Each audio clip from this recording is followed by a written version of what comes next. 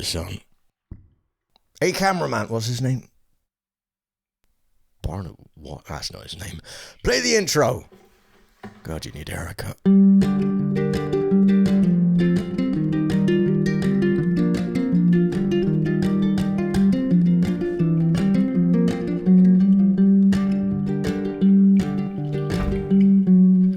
High up in the hills of Appalachia, on a long and lonesome dusty road, two young lovers driving, soon to be arriving at the door of Granny's small abode. Granny seemed more frail and more distant, but she of course had every right to be. Grandpa had departed, left her broken-hearted, wallowing in pain and misery.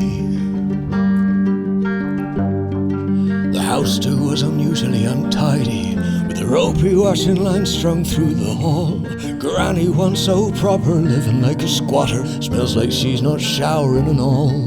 Still the young man couldn't help but notice, for reasons that weren't even known to him, something about Granny seemed a bit uncanny, like something else was living in her skin. That night he hears her shuffling through the hall. She stops, he's certain she's right outside the door.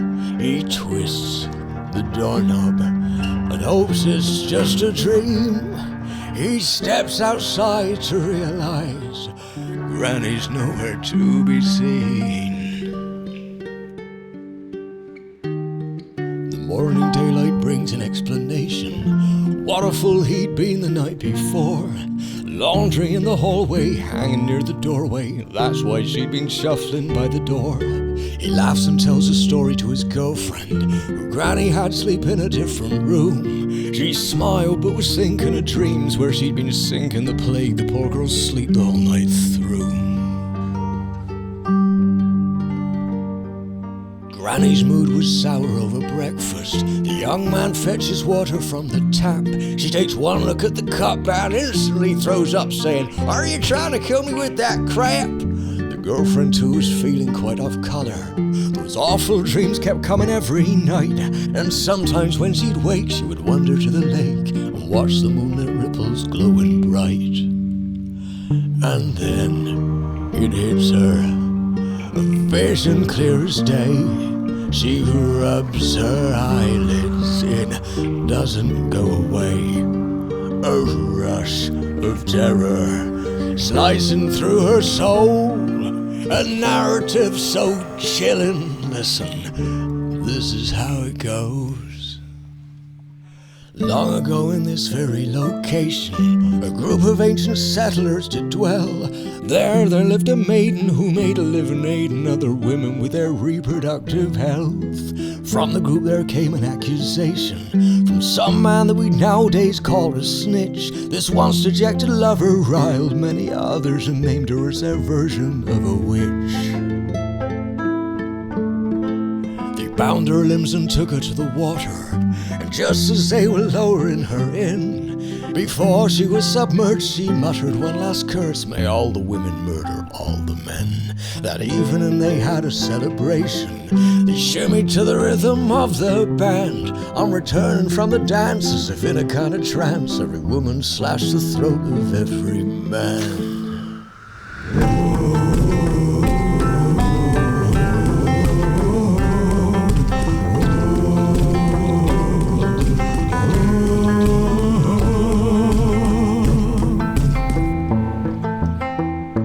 He hears a screaming coming from the lake. He goes to find her, but Granny is awake. She's by the basement. She's down there, love, she's scared. He feels the blade slice through his neck. Then she shoves him down the stairs. Granny greets the girlfriend by the doorway and asks her what was troubling her so. The girlfriend starts to say, but she pauses right away, 'cause she's just seen the blood on Granny's clothes. Granny's smile turns into a grimace. "There's something I'll be telling you now, dear." She grips her by the shoulder. The poor girl feels colder as Granny whispers something in her ear. "I know you saw her rising from the lake. She'll come, she'll find you, even now when you're awake. There's no use crying, she'll take your soul as well. She'll kill every man who walks this land for sending her to hell. The young man gasps and looks around the basement. He's bleeding but not badly hurt at all. It seems that Granny's cut didn't quite go deep enough, and plus the corpse of Grandpa broke his fall. He staggers up the stairs into the hallway and notices wet footprints on the floor. He stands there looking stunned as they landed one by one, heading straight for Granny's bedroom door. He kicks the door down. The ritual has begun. His girl convulsing as Granny shrieks in tongues. He wraps his fingers around his Granny's throat. She flails and squeezes, but eventually she croaks. The young man rushes over to his girlfriend, whose eyeballs are still rolled back in her head. She suddenly breathes in, realizes it is him, and says, "Thank the Lord, I thought that you were dead." He finds the blade that Granny used to cut him. He said, "Thank the Lord, this knife is pretty dull. I'm pretty sure she's gone, but if it turns out that I'm wrong, hold it tight and stick it in her skull."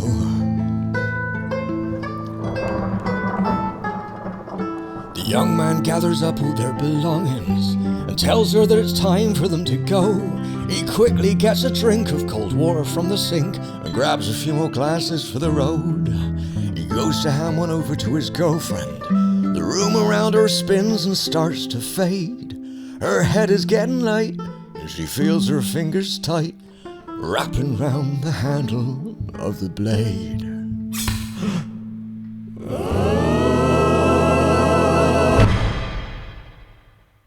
You know, in truth, there's probably nothing to worry about if your grandma starts acting weird. My grandma started getting a bit forgetful in her older age, but I knew that she loved me very... I don't want to go in the box, Grandma! Yeah, real lovely lady. What was I saying? Oh yeah, they might say some funny things sometimes, but let me tell you, when they are gone, you will miss them. If I could have just one more moment with my grandma, what a sense of serenity.